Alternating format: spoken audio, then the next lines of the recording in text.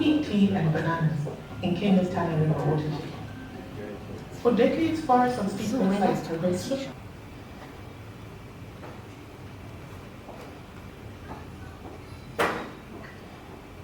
And so when we were faced with this, we said, what can we be able to do to help even the water supply in Nairobi? And one way was to make sure that we have better flows into Nairobi and better quality water. And again, that's important because it's not just an increase in the quantity, but also an increase in the quality of that water, because it makes sure that at least it costs less in terms of the cleaning.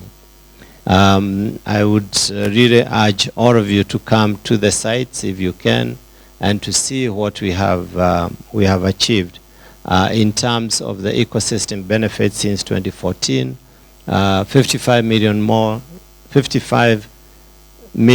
liters of water flowing into Nairobi each day. Over 30% reduction in sedimentation, which means it costs much less to clean the water. 2.8 million new trees and 59,500 acres of land put under sustainable management. And when you look at the budget that we are looking at now, we have $5 million is what we are looking at. And this is to sustain the activities going forward and to be able to run the organization. We have so far raised $2.2 million.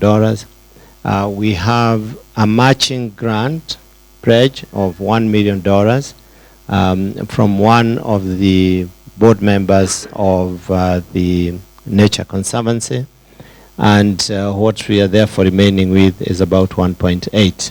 But of course the $1 million will only be released if we can be able to raise the $1 million. So it's a matching, sorry, if I could go back to that. I think for us it's really a great pleasure to be here, having a discussion around natural capital, as Bob has put it. A lot of times we are focusing a lot on financial capital and all the other things we do on a day-to-day basis. And so I think there's need for keen interest in this issue, and we should act now by investing in nature so that the natural capital called water is sustained for the future and our future generations. The NSE has committed itself to support sustainable economies through undertaking various strategic initiatives. In 2020-2024 strategic period, the NSE had a resounding vision of playing a bigger role in supporting our country and communities to thrive and prosper. We made a conscious effort to run businesses on a sustainable manner in a social progressive way.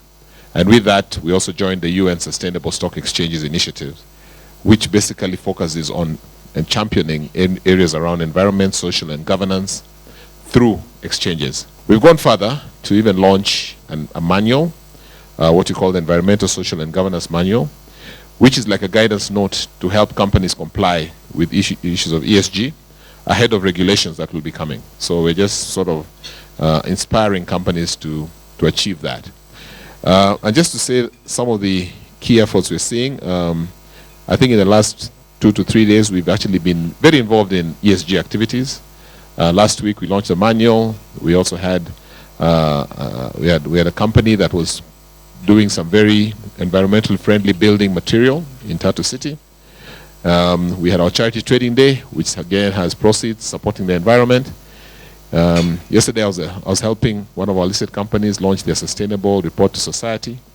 And so I think it's something that is getting very, very important for the capital markets. So I think you're not too far, Bob, when you think about involving us and bringing capital market players into this area. It's worth mentioning that the climate crisis is being felt largely. You're all aware about the droughts that we're facing. And it's estimated that by 2030 we'll actually have a water deficit of about 56%. So it goes without saying that the cost of this inaction is 5 more times than the cost of action. GDP losses could be between 2 and 10% by 2050. That is why we're encouraging our leaders here today. I'm happy to see our listed companies. Mr. Gatagama is here. I've seen a number of other leading personalities here to really be the champions of driving this change. especially in the organization, and really KCP being represented here as well.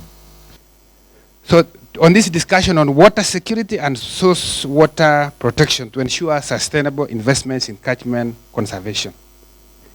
I think the issues which have been summarized, this presentation that has been here, one thing about water, from the perspective of the ministry, is that we are looking at three things which we need to address: quality, quantity, and wastage.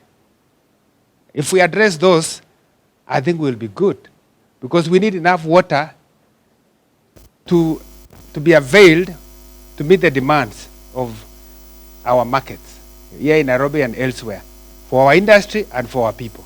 The population is increasing. There is rapid urbanization. We have buildings coming up. We need water. We need to power our industries and to also give water to our industries. So these issues around water availability is key to increase.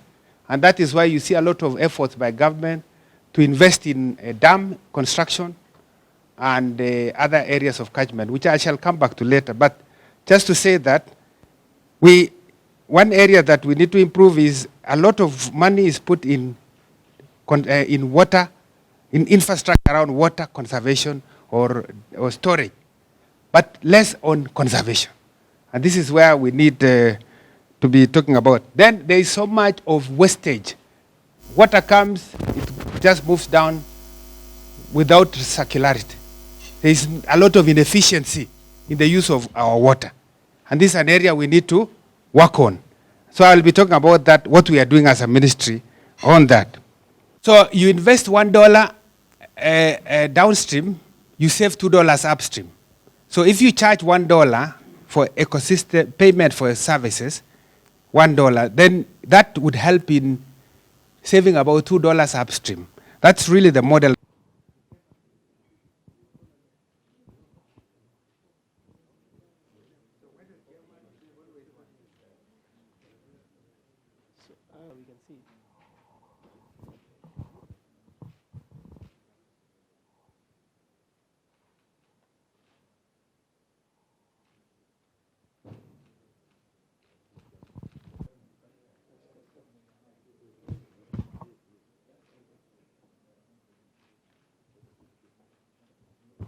Opinion for the ecosystem is now well accepted, and it's time to really invest in natural capital.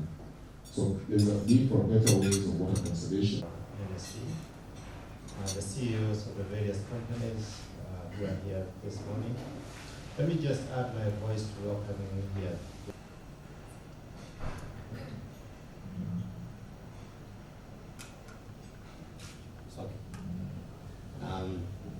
An endowment fund which would be used to help the landowners upstream. Now looking at is the endowment fund, which would make this more sustainable going forward without. I think we talked about this. Urbanization, increased population, but more importantly, climate change and land.